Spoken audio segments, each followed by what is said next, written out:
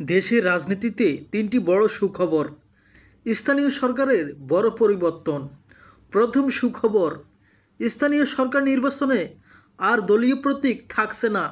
এ তথ্য জানিয়েছেন অন্তর্বর্তী সরকারের স্থানীয় সরকার, পল্লী উন্নয়ন ও সমবায় মন্ত্রণালয়ের উপদেষ্টা আসিফ মাহমুদ সজীব ভূঁইয়া। অন্তর্বর্তী সরকারের গঠিত নির্বাচন ব্যবস্থা সংস্কার কমিশন এবং স্থানীয় সরকার সংস্কার কমিশন ও দলীয় প্রতীক বাদ দেওয়ার সুপারিশ করছে। সংশ্লিষ্টদের মতে, দলীয় প্রতীক বাদ দিলে রাজনৈতিক দলের সঙ্গে সরাসরি সম্পৃক্ত নন এমন অনেক যোগ্য প্রার্থীও স্থানীয় সরকার নির্বাচনে অংশগ্রহণের সুযোগ পাবেন।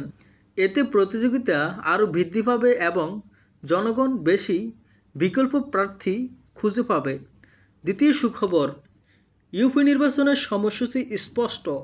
ডক্টর মোহাম্মদ ইউনূসের নেতৃত্বে অন্তর্বর্তীকালীন সরকার ঘোষণা করছে, সংস্কার শেষ হলে 2026 সালের এপ্রিলে ইউপি নির্বাচন, সংস্কারে আরও সময় লাগলে জুন 2026 নির্বাচন। এটি ভোটারদের মধ্যে একটি নিরাপত্তা বোধ সৃষ্টি করছে যে নির্বাচন হবেই। তৃতীয় সুখবর, শিক্ষাগত যোগ্যতা বাধ্যতামূলক। মেয়র ও চেয়ারম্যান হতে হলে ন্যূনতম বিএ পাস থাকতে হবে। এর ফলে শিক্ষিত ব্যক্তিরা রাজনীতিতে আগ্রহী হবেন। টাকা পেশি শক্তির দাপট কমবে। সচেতন ও যোগ্য নেতৃত্ব তৈরি হবে। জাতীয় নির্বাচনের মতো স্থানীয় নির্বাচনেও সংসদীয় ধাঁচে নির্বাচন হবে। চেয়ারম্যান হবেন মেম্বারদের ভোটে।